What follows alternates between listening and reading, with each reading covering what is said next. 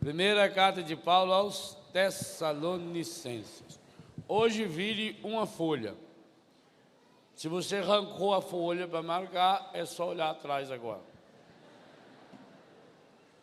Capítulo 5. Capítulo é o número maior. 5. Mineiro estudando inglês, Nelson. Falou inglês, é o bicho mais burro que tem. Eles escrevem five, fala five e é 5. Capítulo 5, versículos 16 ao 22. 7 passos para a santidade matrimonial. Qual é o tema do acampamento?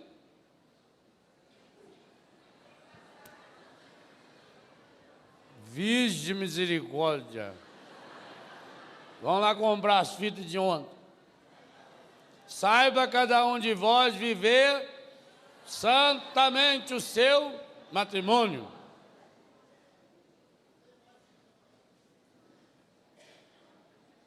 Para isso, hein? Já acabou as fitas? O Eto já deu ordem para reproduzir tudo de novo. Então, hoje nós queremos ver a parte prática dessa história. E aqui, São Paulo nos traz 7 passos, 7 conselhos, muito práticos, para viver a santidade matrimonial. Aquilo que ontem nós víamos no plano teológico, do ponto de vista de Deus, agora nós queremos aplicar ao humano. Versículo 16. Vivei sempre. Só aí já podia parar. Já dá aquele cutucão no outro. Vivei sempre. Para viver sempre contentes é preciso orai sem cessar. Que tipo de oração o casal precisa aprender a fazer para viver concretamente a santidade do matrimônio? Versículo 17. Em todas as circunstâncias, dai graças, porque esta é a vosso respeito a vontade de Deus. E é esse versículo que nos liga ao tema do nosso acampamento. Lá no versículo 3 do capítulo 4. Esta é a vontade de Deus, 2 pontos. A vossa santificação. E Paulo aqui retoma agora o mesmo tema da vontade de Deus, e depois, na segunda pregação da manhã, eu vou falar dessa segunda parte que ele retoma a santificação. Em todas as circunstâncias, dai graças, porque esta é a vosso respeito, a vontade de Deus em Jesus Cristo. Mas como isso é possível? 4 passos seguintes. Concretiza a possibilidade de viver sempre contentes, de orar sem cessar, e em todas as circunstâncias dai graças, porque esta é a vosso respeito à vontade de Deus. Quais são esses passos?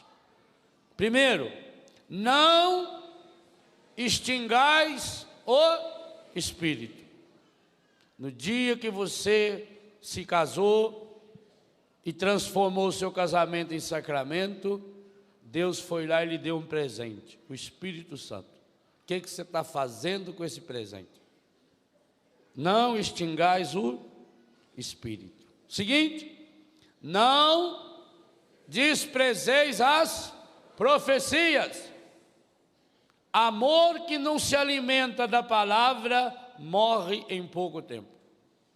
E não há coisa pior no mundo do que o amor morto, do que o amor estragado, porque o amor estragado é fonte contínua de morte e de estrago.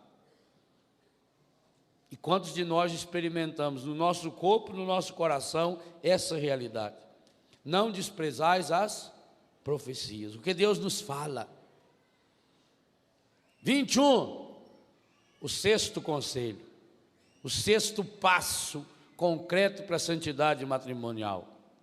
Examinai tudo, mas abraçai o que é bom. Fique com o que é bom. E para que isso se concretize, uma atitude fundamental. E que o lar precisa ser esse lugar aonde a gente aprende a guardar-se. Guardai-vos de toda espécie de mal.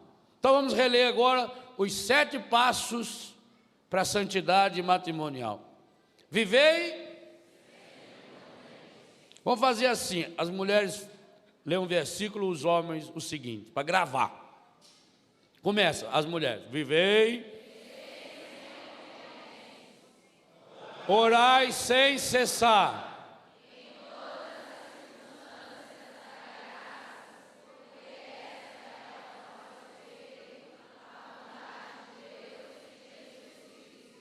Não extingais o espírito.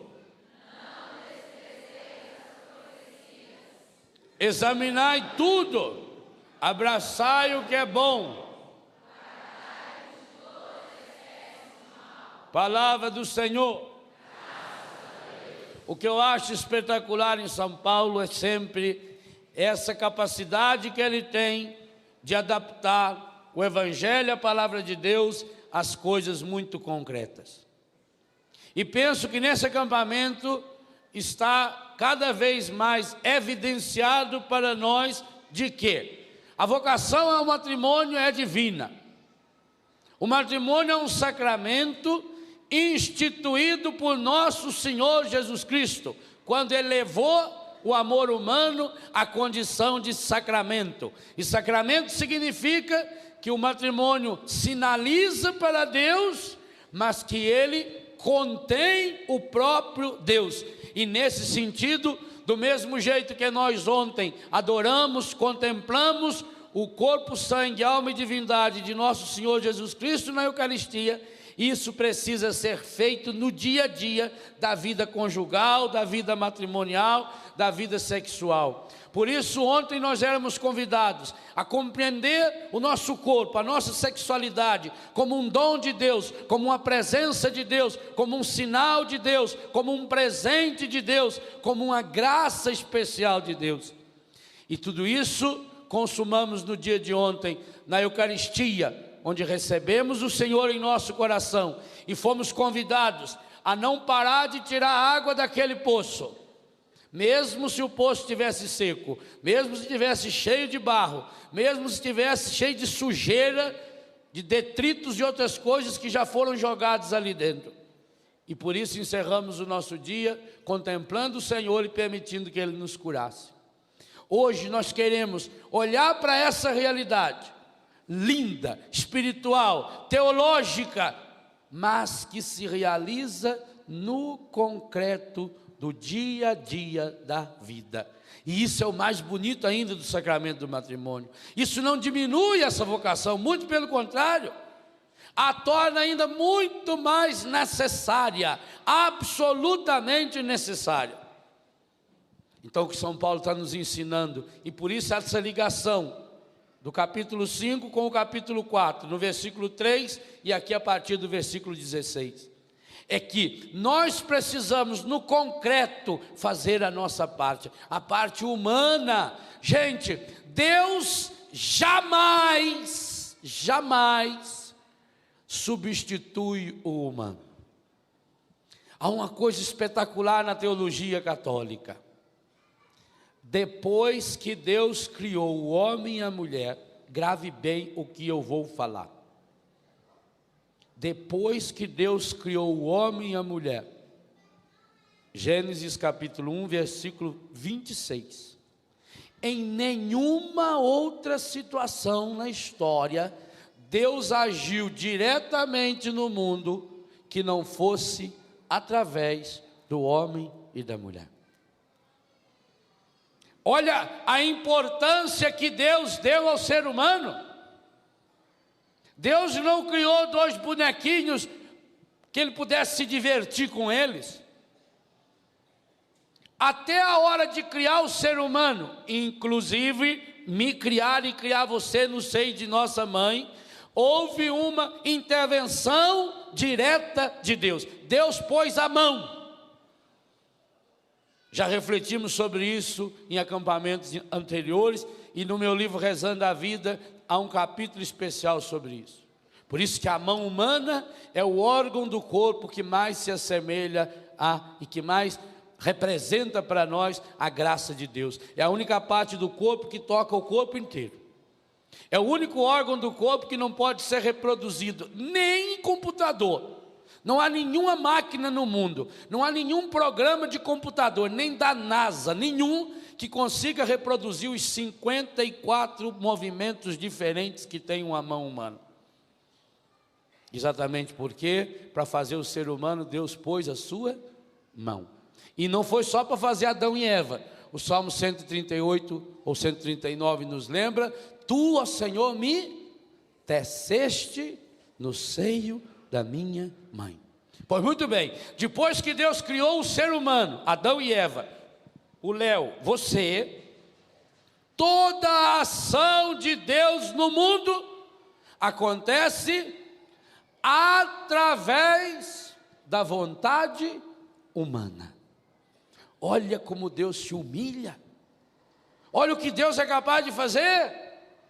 E isso é tão verdadeiro que até mesmo para salvar o ser humano do pecado que o ser humano criou, por influência do encadido, Deus precisou encontrar um ser humano que o acolhesse plenamente, em todo o seu ser. Ave Maria, plena, cheia, repleta da graça.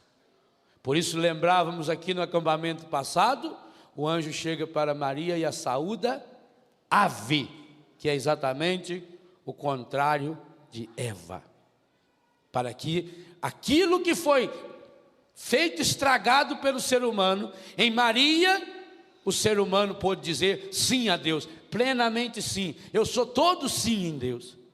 Daí vem a importância da nossa vocação, e especialmente da sua vocação. Porque se a vocação sacerdotal, como lembra o catecismo da igreja, ao colocar em paridade esses 2 sacramentos, se a vocação sacerdotal, se o ministério ordenado é fazer Deus chegar até o ser humano através dos sinais sagrados, grave bem, através dos sinais sagrados, e por isso o sacerdote age in persona Christi, o Cristo age na pessoa do sacerdócio, mas é a pessoa do Cristo. Por isso é ministério sacerdotal, e por isso a Igreja Católica conserva até hoje o ministério ordenado somente para homens, não porque seja mais ou menos do que a mulher, não, mas porque, como age na pessoa do Cristo, historicamente o Cristo foi homem, do sexo masculino. Se a vocação sacerdotal é o ministro de Deus ser instrumento da presença desse Deus e sinal desse Deus, a vocação matrimonial é para ser a síntese e o sinal visível, palpável, que dá de se tocar da Santíssima Trindade. Olha o tamanho da sua vocação. Por isso ela é santificadora para si e para os outros. Por isso ela é fonte de santidade. Mas essa santidade, e isso é importantíssimo, porque penso que aqui está uma grande inspiração do Espírito Santo, que está recuperando isso no final do século passado e nesse início de milênio. Porque não há dúvida que houve um tempo que na cabeça das pessoas o matrimônio era como se fosse uma vocação de segunda categoria. Se a pessoa não tivesse condição de ter uma vocação celibatária, não tivesse condições de viver a virgindade consagrada, que é um patamar lá em cima, então, bom, já que não consegue, então seja um mero casado. Segunda coisa, por um contexto cultural, e por isso vocês casais e nós precisamos refletir muito e ajudar a tirar esses resquícios que ainda sobraram. Parece que a vocação matrimonial não podia ser vivida diante de Deus. O que acontecia há 30 e poucos anos atrás? Marido e mulher vinham para a missa, mulher segurando no braço do marido, roupa de missa, aquele chinelo de salto alto, carcanhar rachado,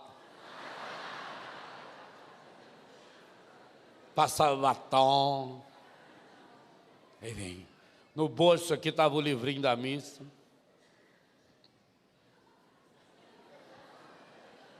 os 15 vinham na frente ou atrás, entrava dentro da igreja. A genuflexão era muito bonita, que fazia assim. Era quase um galeinho.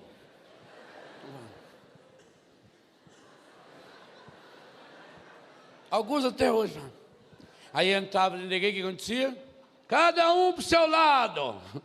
Os homens, tudo de um lado aqui. E não, os homens acho que é do lado esquerdo, né? Eu já nem lembro mais. Homem e mulher não podia ficar nem na missa junto. Porque parecia que não. Ué, isso é uma coisa meio. Não podia rezar junto. Tinha a fila no confessionário, a fila dos homens, que ia sempre rápida. Eu não sei se tem menos pecado. Dizem que não, dizem que o problema é que o coração do homem é igual um saco de batata. Você corta, cai tudo. A mulher é um saco de farinha de trigo. Cada vez que chacoalha, cai. Chacoalha, cai. Dizem que é por isso, a gente não sabe. Aquela filona da mulherzada. E outra que as mulheres também iam preparando junto a confissão. Que coisa, né? Olha quem está lá, velho. Viu o que veio falar? Vou falar para vocês. Então não combinava. Separado dentro da igreja. E só faz 30 e poucos anos, gente. E o mundo, quanta evolução teve? Por isso que eu vejo como uma inspiração de Deus. Vejam, eu estou falando em datas, eu não sei se a data está certa aqui. Estou falando o que eu lembro, porque eu era moleque. Mas observe que, na grande virada de tudo isso, o pós-concílio Vaticano II, é onde começam a surgir as comunidades, estilo Canção Nova, aí para 26 anos, aonde os fundadores receberam de Deus a inspiração de que era possível homem e mulher vivendo em santidade, em sintonia, em harmonia. Onde era possível casais se consagrarem a Deus, jovens consagrados, como nós ouvimos ontem, testemunho maravilhoso de Nelsinho e Márcia, que aliás algumas coisas não foram bem verdade, que eu deveria estar aqui para corrigi-lo. Quando ele falou dele, aquele menino ingênuo,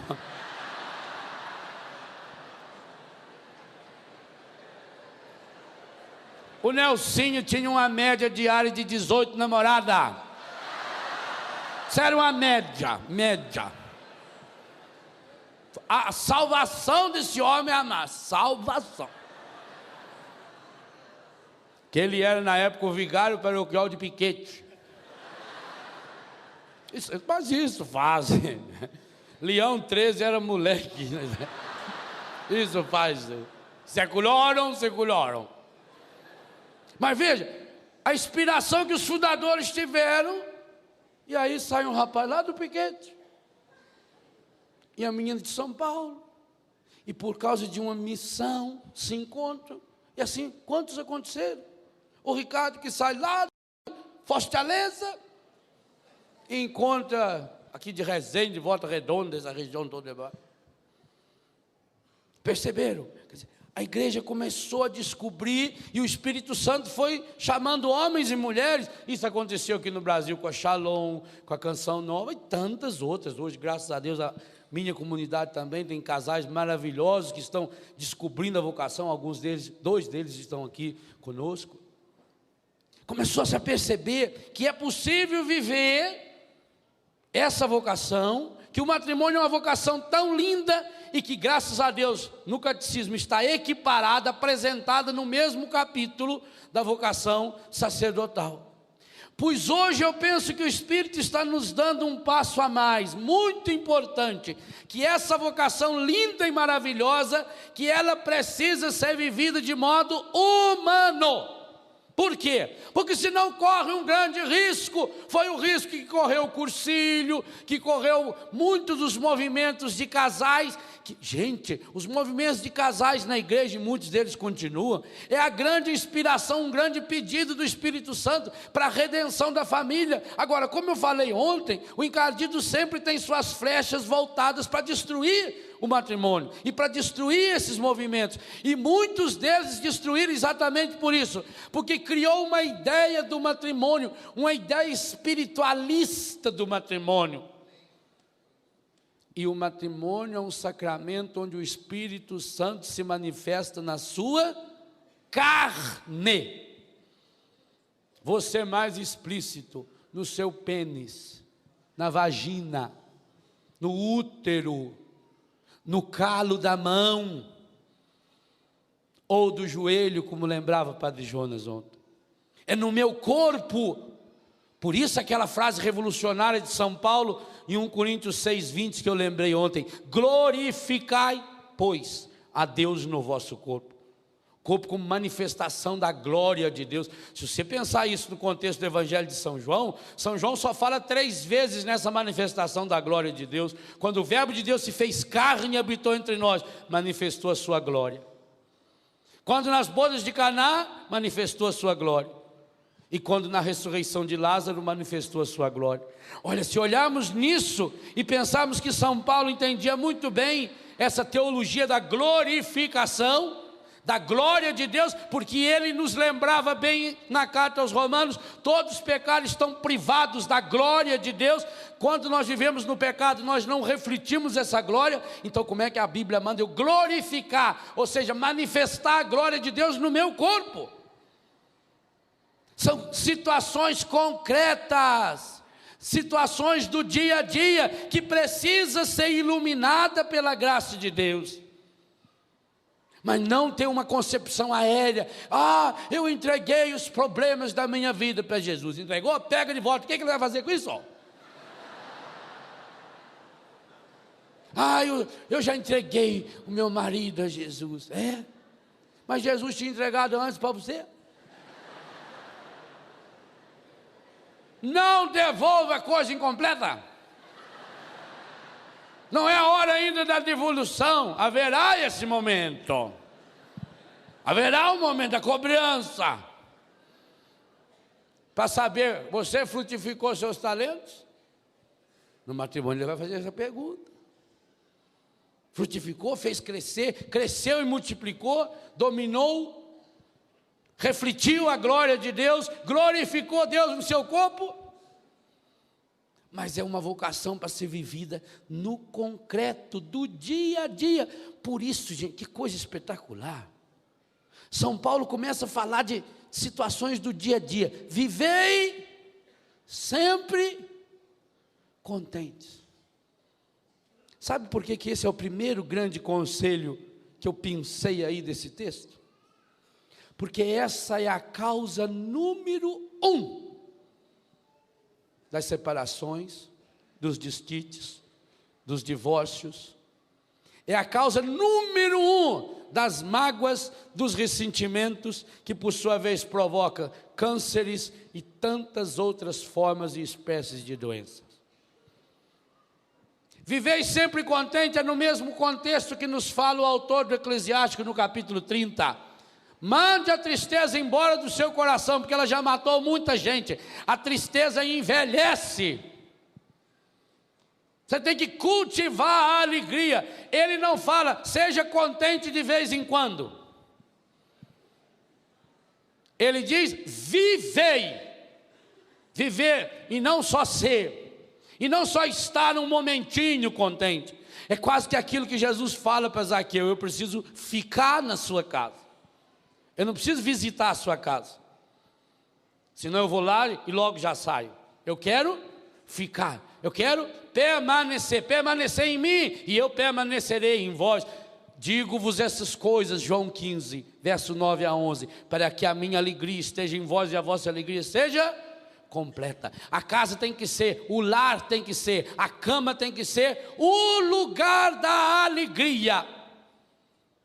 Padre, mas isso é impossível, padre. Se o senhor fosse casado com a minha mulher, eu queria ver se o senhor estava falando esse negócio. E a mulher fala, padre, queria ver o senhor com meu marido uma semana. Repetir esse verso, não preciso conviver nem com seu marido, nem com sua mulher. Sabe por quê? Eu convivo comigo. E eu não sei como é que alguém consegue conviver comigo determinados dias. Porque tem dia que eu tenho raiva da minha cara. Tem dia que eu levanto com a pá virada. Sai fogo pelas ventas, não sei por quê. Por que será que tem dia que você levanta e você está péssimo? Você não sabe. Então, como é que eu vou viver sempre contente se tem dia que eu estou triste? Se tem dia que eu estou amargurado? Se tem dia que eu estou aperreado? Se tem dia que eu estou com raiva? Como viver sempre contente? Orai sem cessar. Está vendo? Transforme em oração. Oh meu Deus, não sei por que eu estou assim hoje. É aquele dia que a gente sai, pega uma foice, vai para o meio do mato, e você corta tudo, você corta com as perobas de 15 metros de diâmetro numa foiçada. Sai da frente. Porque eu estou com muito problema. Eu queria ver você numa situação igual a minha, como é que você ia reagir? Mas a gente tem que ser besta, não tem que se comparar com ninguém. A situação pode ser a mesma, a reação ser diferente. Faça a experiência em casa. A senhora chega em casa hoje de tarde, hoje de noite, amanhã cedo. Só põe 3 panelas no fogo. 3 panelinhas. Com meio litro de água dentro. Mas tem que fazer uma experiência ao mesmo tempo. Ligar. Hoje é fácil, que é só apertar. O fogão tem sozinho. Uma vez estava eu e o padre João Batista. Nós ficamos na casa da minha irmã lá em São Paulo. Nós ia viajar, vamos fazer uma jantinha para nós. Para economizar na viagem. Fomos lá, arrumamos tudo, abrimos a geladeira. Tinha uns bifão lá. Oh, beleza. Na hora que fomos fazer, nós não conseguimos acender o fogo. Não achava, gente. Porque tinha que dar uma empurradinha depois no botão. Pegar sozinho aqui. A casa fedia gás. Nós riscava fósforo para tudo quanto é lado. Burro sofre. Mas burro nasceu para sofrer mesmo. Então hoje é fácil. Você põe 3 cacelorinhas. Ou se não, 3 cadeirãozinhos. Com meio litro de água no seu fogão. Nos 3 a mesma quantidade de água. No primeiro cadeirãozinho você coloca uma batata. Uma batata. No segundo cadeirãozinho você coloca um ovo. No terceiro cadeirãozinho você coloca uma colher de açúcar ou de pó de café. E deixa cozinhar 15 minutos. Cozinharam na mesma água, igual, o mesmo tempo. E depois de 15 minutos, desliga, tira a batata. O que aconteceu com ela? Ela está molinha. Ela entrou dura, fria. Ela está mole. Você ainda passa a colher assim, tira a casca, já maceta aquilo lá assim com o garfo. Já faz um pirê. Hã? É bom aquilo. Batata é uma beleza. Senão põe açúcar, maceta, vira um docinho. Assim, o fogo pegou a batata que era dura, fria, e deixou ela mole. Ela que era firme e resistente, ficou mole. E o ovo? O ovo que era fraquinho, mole, ele ficou duro, cozido. Mas como é que pode a mesma água que amoleceu a batata, endureceu o ovo? E o açúcar e o pó? Desmanchou-se na água, tomou conta da água, dominou a água, falou para a água: você não sai mais daqui não, entrou água, sai café. Mas não foi a mesma água, não foi o mesmo fogo. Está vendo? Então não adianta você se comparar. Se fulano para eles passasse o que eu passava. Meu filho, tem dia que você é meio batata. Acontece um problema, você fica tudo mole, desmancha à toa. Tem dia que você é ovo. Você está naquela fragilidade, uma casquinha de nada, mas aquela casquinha acaba... Aliás, uma das pesquisas que eu tenho feito é essa: que hora em que a galinha fabrica a casca do ovo para pôr no ovo? Eu já matei galinha, você acha lá 6, 7, 8 ovos, tem ovo que já está quase pronto, mas eu não acho a casca. Onde na galinha encontra-se a fabricação de casca? Isso é um mistério profundo. Eu estou estudando, eu estou pesquisando. Ou você já sabe? Se sabe, me explica. Não entendo, não entendo. Tem coisas que eu não entendo. Por exemplo, o nosso corpo tem uma temperatura de 36 graus, não é? Média. Então só podia sentir calor quando estivesse acima de 36 graus centígrados. Como é que com 25 graus já sinto calor? Se fora de mim está mais frio que eu, e como é que eu sinto calor? Isso é um mistério. Isso é um problema que... Vamos continuar a nossa pesquisa. Então tem dia que você é aquele ovo, você está com a casquinha fininha, aí leva o choque da água, fica duro, fica firme, fica com mais raiva. Agora é que eu vou, minha filha, agora eu tenho que me segurar, não. E vai, parece uma mula mesmo que desembesta e vai, não tem que segurar. A anta é isso. A anta é um bicho espetacular, só que na hora do problema ela vai só em frente. Se tiver buraco, ela cai. Se tiver cerca, ela arrebenta. Se tiver árvore, ela mete a cara. É esse espírito que pega em certas pessoas. Que pega. Sabe que o cavalo, para puxar a carroça, você tem que botar aquele trem aqui nas costas dele, na cara dele, não tem? Ele não via do lado, a viseira. Então, às vezes você passa uma situação que você está fragilizada, você está feito aquele ovo, qualquer coisa você se desmancha. E aí passou pelaquela água quente, a mesma água que amoleceu a batata. E você ficou firme, você ficou resistente, você concentrou suas forças. E aquela casca que era coisinha à toa, ela protegeu, e você tira aquela casca, está ovinho bonito. Por isso que o Colombo opôs em pé. Sei lá se ele pôs ou se ele não pôs também, porque aqui agora está posto, tá.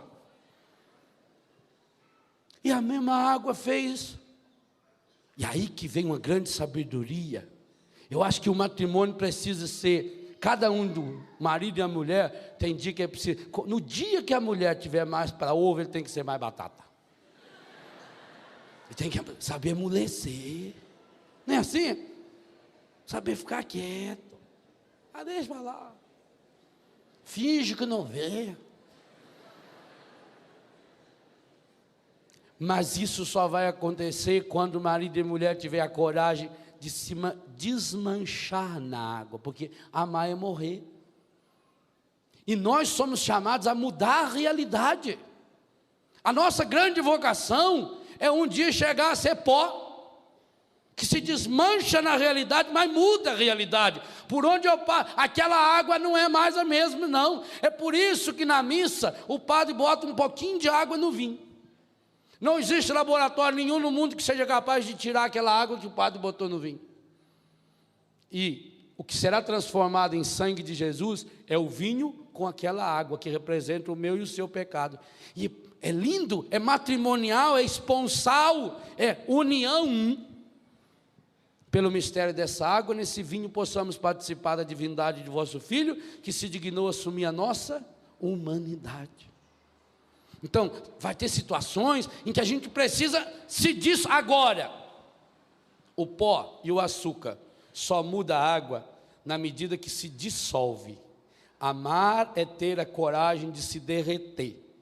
Do mesmo jeito que o Cristo na minha boca se derrete, se desfaz, se despersonaliza para me personalizar. Amar é a coragem de gastar-se, de se despersonalizar para fazer o outro tornar-se cada dia mais pessoa, cada dia mais gente. É impregnar o outro com aquilo que eu sou.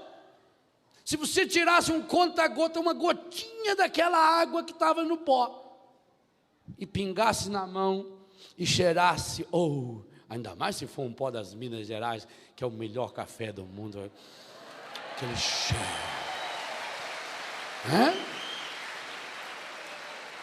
a menor gotinha estaria impregnada daquele cheiro maravilhoso. Quer ver se era lá em casa, que mamãe ficava lá girando aquele negócio assim, o torrador de café, coitado, que ficava suando, e aí não podia nem se abanar, porque não podia deixar a janela aberta, porque tinha medo de virar a cara, né? Dava congestão na pessoa, dava problema na cabeça da pessoa. Então trancava a casa inteirinha para não pegar vento e ficava ali, e não pode parar, não fica, que você parar assim, queima o café. Hoje em dia você compra nesse café, vem no vidrinho, aquilo tem nome de café, tem cheiro de café, tem cor de café e gosto de porcaria. Gosto de café não tem. Então você fica, que café bom, que café de primeira. Não que esse café é feito com uma mistura de paia, de não sei quantas coisas. Esses dias fizeram no televisão aí, examinaram 10 marcas de café, acharam bosta em todas elas. Eles não falam bosta na televisão, eles falam coliforme fecal. Igual a cultura do Nelson Gamassa ali, coliforme fecal. Você é bosta. Acharam isso no café. Aí você está bebendo, nossa, que delícia. Que aroma, né? Esse é bom, esse é um aroma com... Depois você vai sentindo aquele aroma, aquilo vai... A mesma água que amoleceu a batata, endureceu o ovo e desmanchou o café, mas não foi mais a mesma. Viveis sempre contentes, orai sem cessar. Em todas as circunstâncias dai, inclusive e especialmente aprender a dar graças a Deus nas situações difíceis. Sabe por quê, gente? Todos nós gostamos da alegria, todos nós gostamos de festa, mas se você observar bem, você de fato aprendeu a ser gente quando você ultrapassou os momentos mais difíceis. Quando é que você descobriu que era amado? Encontre uma pessoa deprimida, encontre uma pessoa dependente química, encontre uma pessoa débil mental, e todas elas vão falar a mesma coisa. Passei por uma terrível experiência de perda. Padre, minha vida era tão boa. Aí perdi meu filho de 8 anos e me revoltei. Perdi minha mulher, perdi meu marido, perdi o emprego. Mas deixe de ser besta. Sabe por quê? Você vai perder mesmo tudo que você tem. Prepara para perder. Viva intensamente hoje, porque você vai perder. Você vai perder o emprego que você tem. Você vai perder essa mulher que você tem. Não sei se isso é motivo de alegria ou de tristeza. Você vai perder a sogra. Você vai perder o marido. Você vai perder a saúde. Você vai perder os seus amigos. vai perder esse corpo, vai perder essa vida. E o único jeito de você não perder nada e nem ninguém é guardar essa pessoa e essas coisas no coração de Jesus. Único jeito de não perder. Não tem outro jeito. Tudo que eu guardar fora do coração de Jesus, ou tudo que eu não puder guardar no coração de Jesus, eu vou perder. Prepara para a experiência da perda. A experiência da perda nos faz fortes. É o vento que faz a árvore ficar forte. Que coisa fantástica que Jesus disse que nós somos galhos e Ele é uma videira. Por que será que Jesus se comparou com uma árvore? Você já observou que na natureza a árvore é o ser vivo mais longevo? Eu já tive a graça de ver duas árvores que, segundo os cientistas, têm mais de 2.500 anos. O sicômoro, que está lá em Jericó, possivelmente aonde Zaqueu subiu, e algumas oliveiras que tem no Jardim das Oliveiras, no Getsemane, em Jerusalém. A ciência diz que tem mais de 2.500 anos. Qual é outro ser vivo que vive tanto tempo? Por que o mogno é uma madeira tão importante? Porque uma árvore, para virar um mogno de primeira, leva mais ou menos 400 anos. 400 anos. Toda madeira boa, de lei, no mínimo 30, 40, 50 anos. O sujeito comprou um sítio caríssimo, porque lá tinha uma árvore que a ciência supunha que já tivesse mais ou menos 525 anos. Daí uns dias o cara mandou publicar no jornal: é verdade, a árvore realmente tinha 525 anos. E como é que o senhor chegou a essa certeza? Eu cortei e fui contando cada nozinho. É uma árvore preciosíssima. Nós fazemos isso. Esse povo búlgaro é terrível. O sotaque búlgaro, às vezes o sotaque búlgaro, ele é um pouquinho diferente, mais difícil mesmo. Você não vê o Papa quando ele fala em búlgaro, ele muda também o jeito de falar. Aí cortou a árvore. Então, a árvore, ela leva tempo para crescer. Quanto mais vento ela pegar, mais forte ela fica, mais resistente ela fica. Agora, mato cresce no instantinho. Você é chamado a ser galho de uma árvore que é Jesus. Portanto, o amor vai crescendo aos poucos, dia a dia. Cada circunstância da sua vida, tenha certeza, por mais dolorosa que ela foi, ela fez você crescer um pouquinho. Depende como é que você se comportou. Como uma batata, como um ovo ou como o pó do café. Você se derreteu todo? Você ficou fragilizada. Ai, eu estou muito fragilizada. Ai, eu preciso agora de opção de remédio, eu preciso de opção disso, eu preciso daquilo, porque foi muito forte o fogo amoleceu. Ah, se você passasse o que eu passei, fosse contar a minha vida, para o Senhor dava um livro. Não escreve esse livro que eu não quero ler. Ah, livrinho chato, livrinho ruim, livrinho feio. Outra pessoa passou pela mesma situação e aquilo fortaleceu a pessoa. Ela virou um ovo. A casca ela perdeu. E graças a Deus, louvado seja Deus, quanto mais condições a gente tiver de perder a casca. Porque o mundo não gosta da gente. O mundo gosta da casca que a gente tem. Gente, o matrimônio, a casa, tinha que ser o lugar aonde eu pudesse viver sem casca. Sem máscara.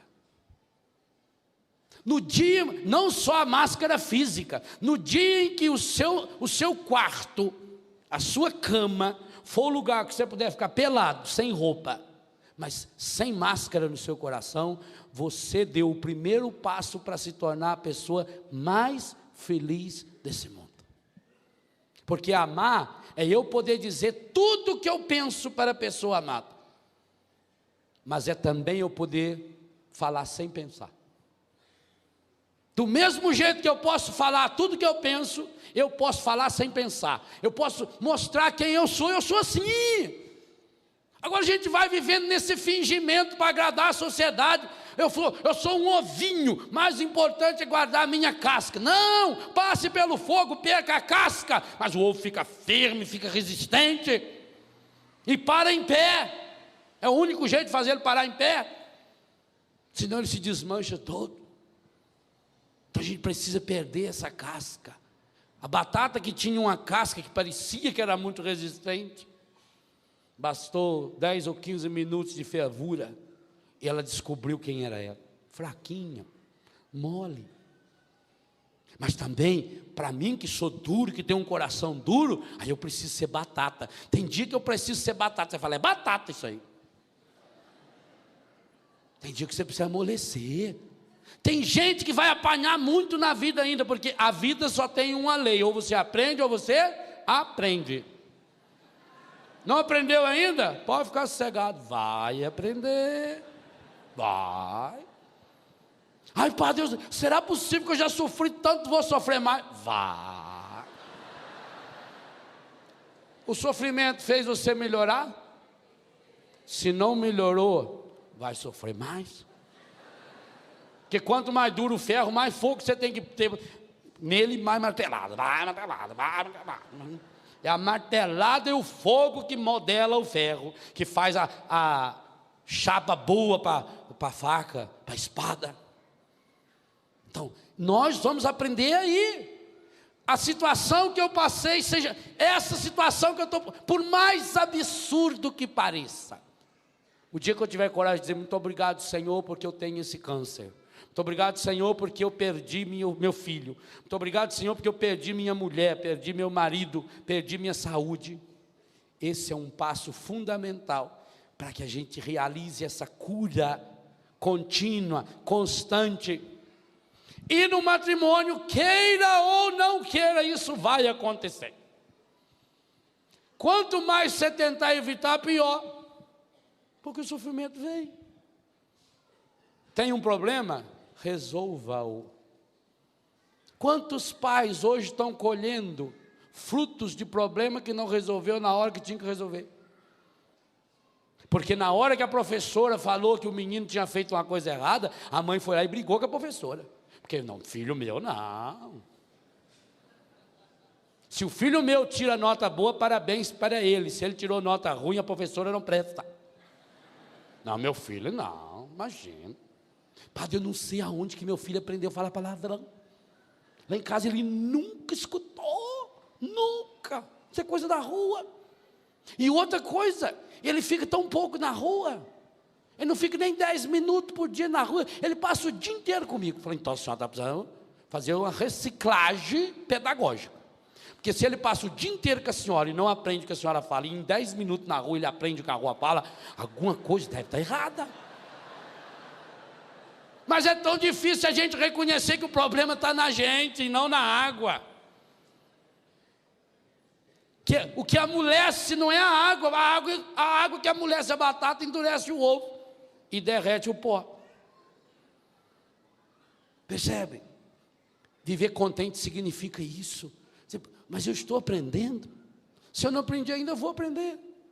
Tem um problema hoje? Corrija. Não ponha panos quentes, não tape sol com a peneira.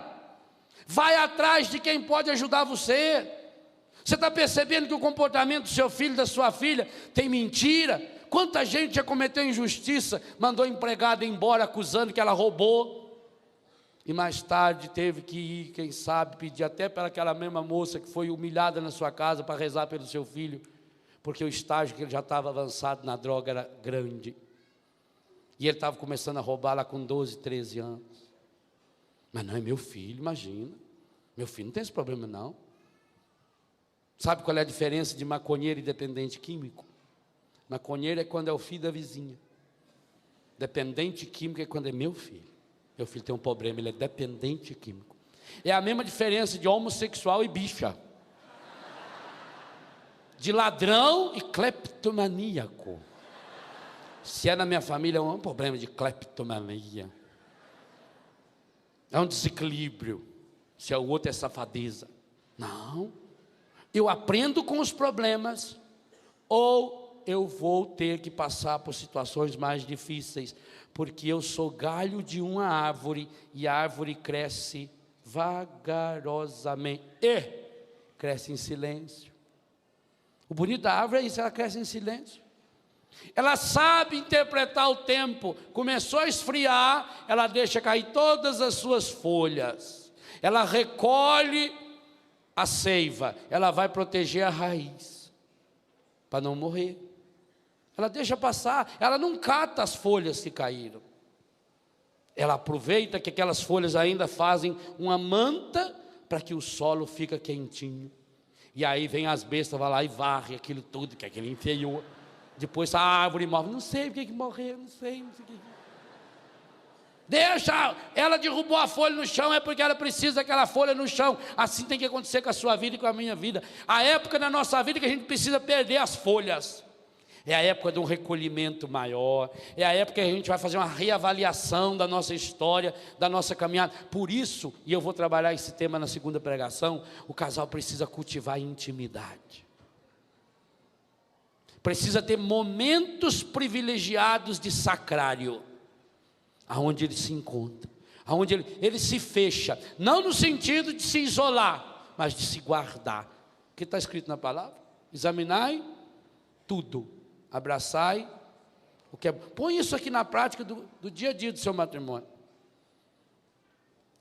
O que nós fazemos? Nós examinamos tudo e guardamos o que é ruim. Nós vamos continuar essa conversa daqui a pouco. Essa é a grande causa que leva os casais a dissolver uma relação maravilhosa, porque esquece desse aspecto humano. Então vamos voltar para os nossos 3 versículos iniciais.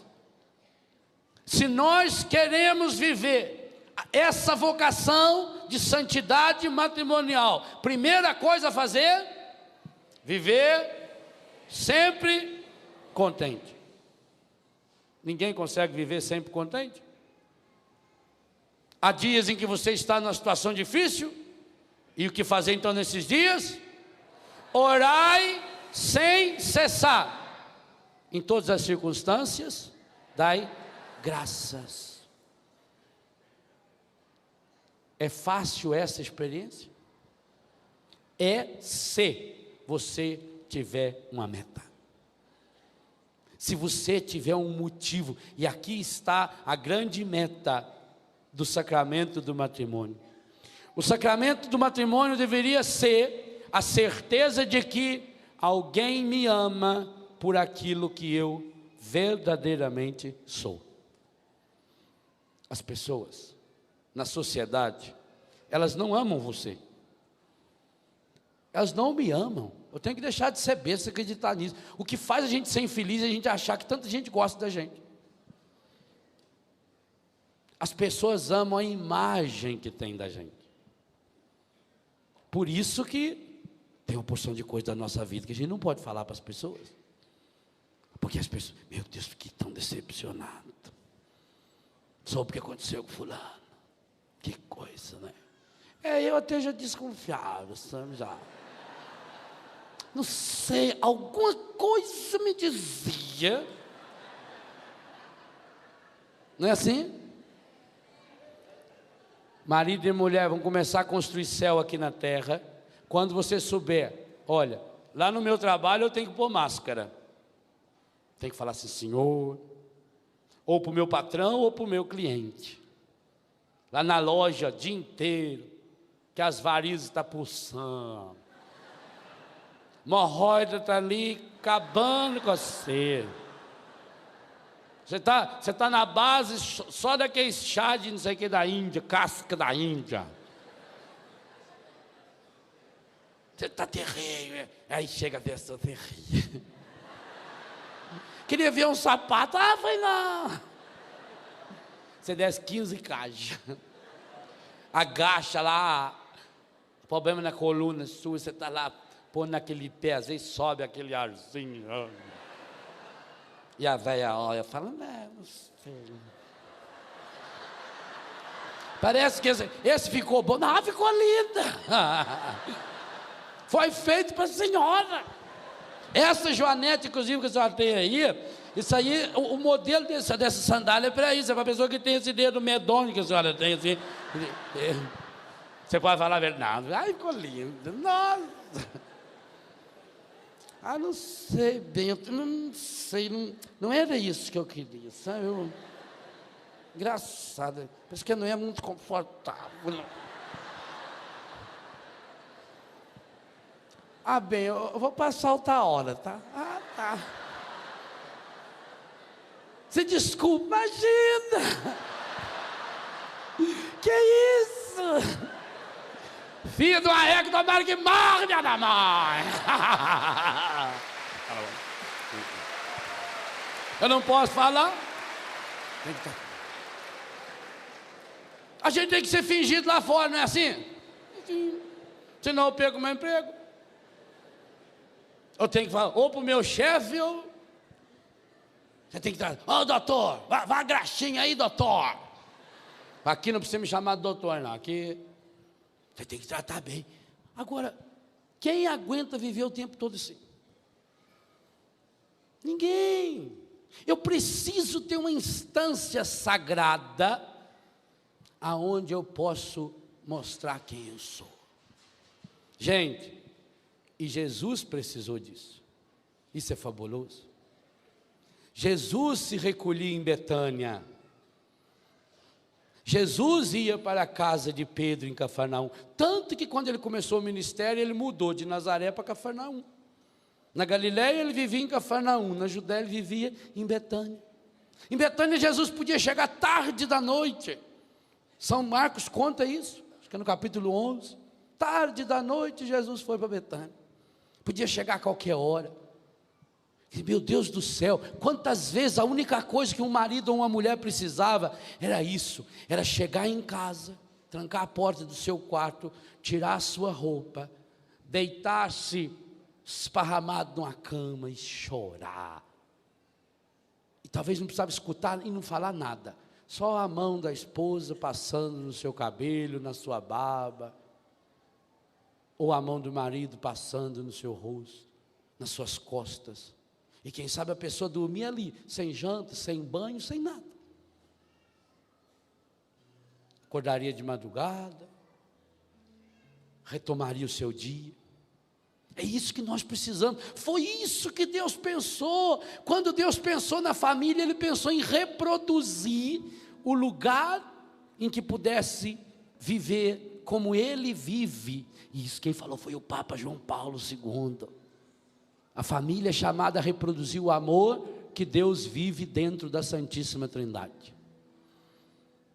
O Pai, o Filho e o Espírito Santo. Jesus podia falar com o Pai abertamente. Jesus não tinha segredo para o Pai. Jesus podia brigar com o Pai. Meu Pai, por que me abandonaste?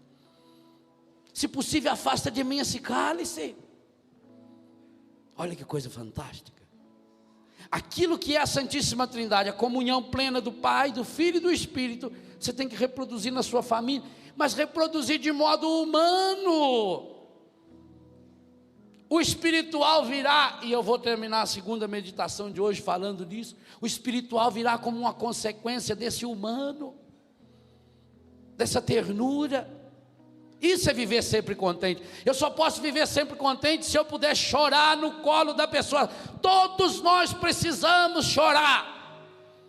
A Bíblia não tem medo de mostrar que todos os grandes homens da Bíblia choraram, todos. A começar de José, que foi o homem mais importante, segundo homem do Egito. 8 vezes diz que ele chorou. Jesus, Pedro, Moisés, Abraão, Davi, todos choraram. E você? Chora onde? Na mesa do bar? Com seus potinhos de remédios? No ombro de uma prostituta? Ou um prostituído? Viver sempre contente significa eu preciso alguém diante do qual eu possa ser eu mesmo. Eu posso chorar minhas mágoas, minhas fraquezas, minhas limitações. Aqui eu não preciso de terno, aqui eu não preciso de gravata.